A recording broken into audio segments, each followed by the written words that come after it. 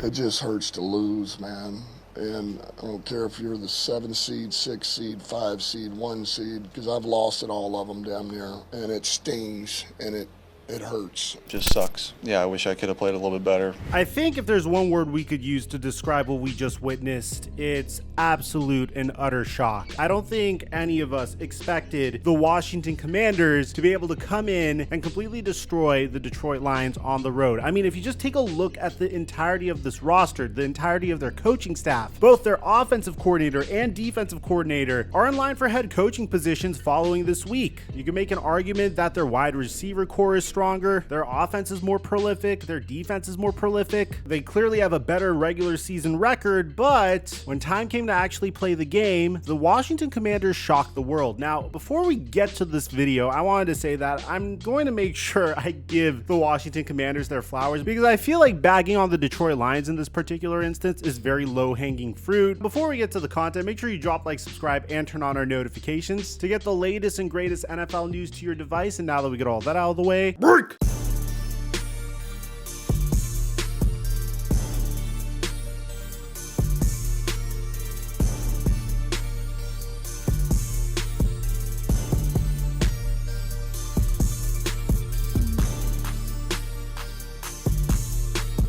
I've been abusing this tactic constantly to make so much money. It happened with Tyreek Hill, it happened with Patrick Mahomes, and now we're getting another free square from PrizePicks. All Will Howard needs is 1 passing yard in order for a square to hit, and recently I've been on a crazy hot streak, including this 2-leg to make me $90, this 4-leg to make me $320, and another 2-leg to make me $90. If you haven't signed up for PrizePicks, use my promo code Mikerophone to get $50 when you make a play of $5, and I'm gonna give you my play with the free square for free on my Instagram at @TheFlightMike or on Snapchat FlightMikeSnap. And thank you PrizePicks for the sponsor. Mic check 1 2 1 2. What's going on, everybody? I have a tremendous amount of empathy for the Detroit Lions because you may have forgotten, but once upon a time, this team was one of the greatest underdog stories in all of sports. I mean, we all remember the famous Dan Campbell press conference when he originally took this job, when he said this: The city's been down and it found a way to get up. We're going to kick you in the teeth.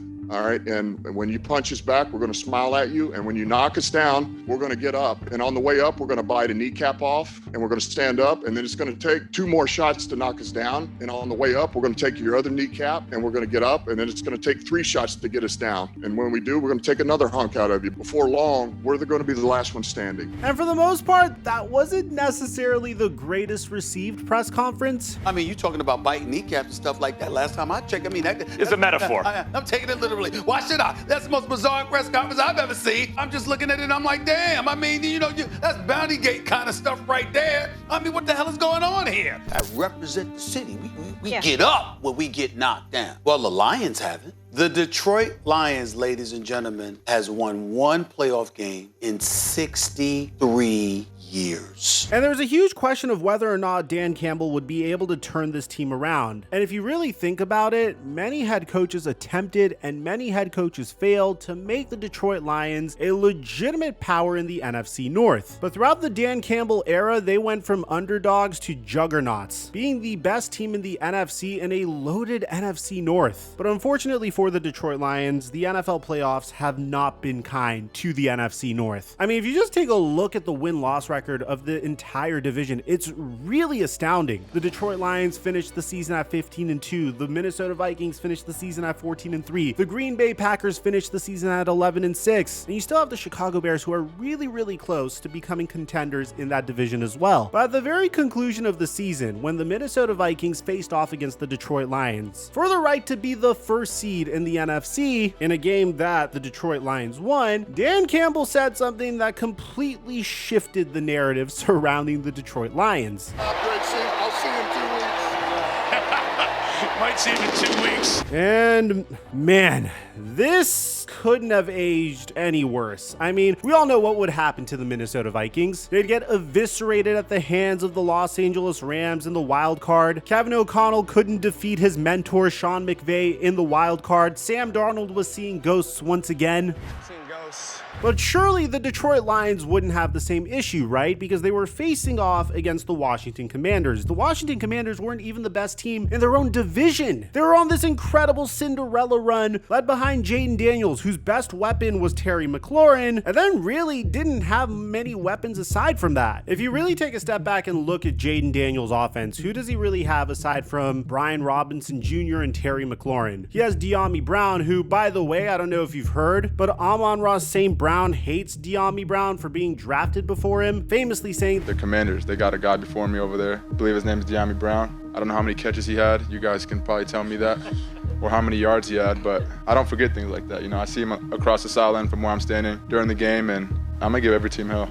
Sure, this was taken from a 2022 presser about the Washington Commanders, but De'Ami Brown absolutely went off against the Detroit Lions. 6 receptions, 98 yards, contributing to the premature ending of the Detroit Lions season. I mean, you really have to be impressed because apart from Terry McLaurin and De'Ami Brown, Jaden Daniels' top tight end is a 34-year-old Zach Ertz. And before we dive into the actual X's and O's of this game, we need to take a moment to acknowledge the significant turnaround of the Washington Commanders. 1 year ago, this team was the number 2 overall pick in the NFL draft. Nobody had any faith in the Washington Commanders because they were one of those franchises that were consistently mired in mediocrity. But they made 3 significant moves in that offseason that changed everything. They hired Adam Peters, the assistant general manager from the San Francisco 49ers. They drafted Jaden Daniels number 2 overall, who so far looks like the best quarterback in the entire 2024 NFL draft. And they hired Dan Quinn. In my video where I discussed the Washington Commanders hiring Dan Quinn, as a Dallas Cowboy fan, I pondered, shouldn't we have considered firing Mike McCarthy and elevating Dan Quinn? I mean, who's really contributing to this team more? And it was very clear if you took a look at my Dallas Cowboys this past year, the defense was a shell of its former self. Dan Quinn's absence was clearly felt, and Mike McCarthy was moved on from a year later, where there isn't as many options at the head coaching position. I mean, we just made a video on the Dallas Cowboys flirting with the idea of bringing on Deion Sanders, and I'll leave that in the end screen for you guys. But it just goes to show that if a team is able to get their general manager right, find the perfect franchise quarterback, and find the perfect man to be their head coach, and establish an identity and invest their money in free agency properly, then you can go from the number 2 overall pick in the 2024 NFL draft to a team that's 1 game away from a Super Bowl. And mind you, this is coming from a man who's a fan of that team's division rival. I gotta give credit where credit's due.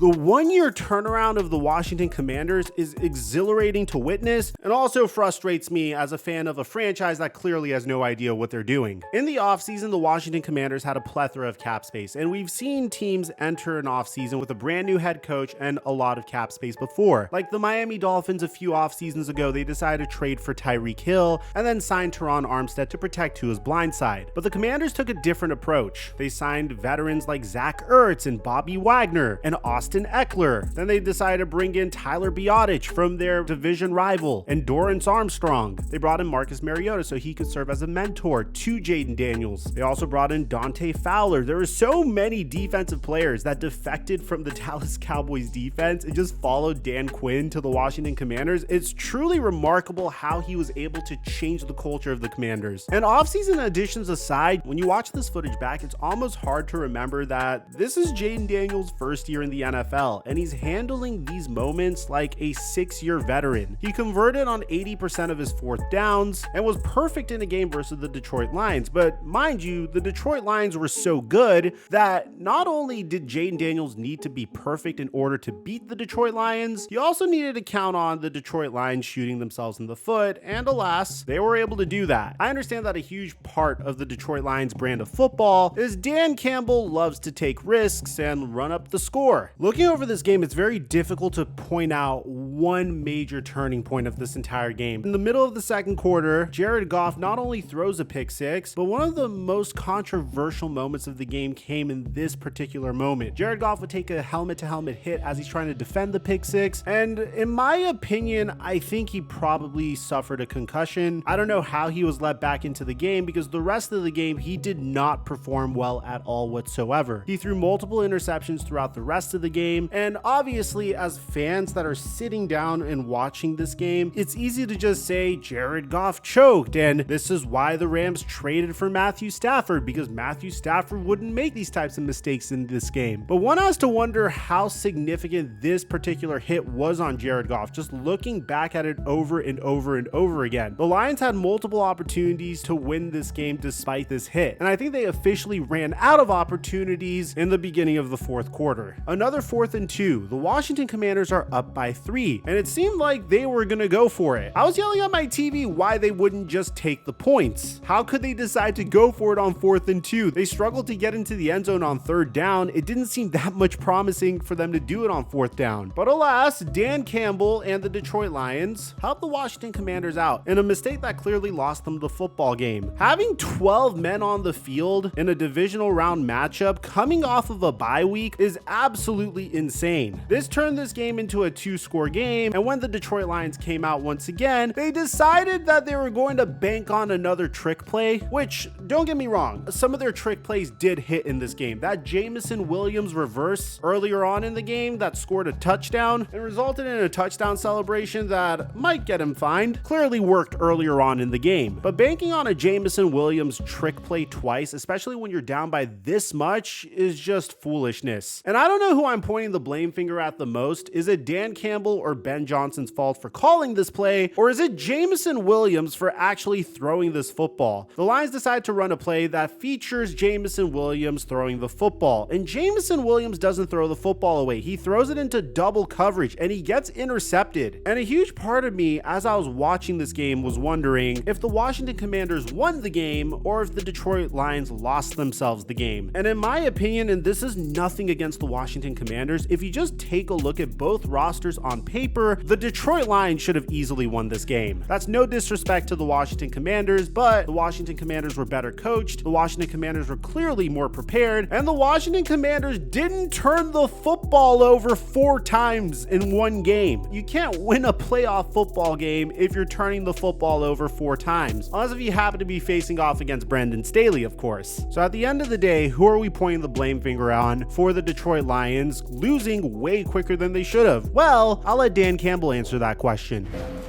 It's my fault. It's my fault. Regardless, I think it's very admirable that Jared Goff's offensive linemen went out to bat for him. I will ride with Jared Goff till the day I die. Any aspect of life, football, no matter what it is. One of the most stand-up human beings, players, leaders, you name it. And I'll always have his back. It's really unfortunate because going into this offseason, the Detroit Lions are going to lose a huge part of their identity. They're potentially losing their offensive coordinator and their defensive coordinator. Ben Johnson has been a hot name in coaching circles for years now, and if someone makes him an offer that he clearly can't refuse, then obviously he's going to take it. For all you know, he may have already taken a job just based off of how Tom Brady was commentating over this game. What?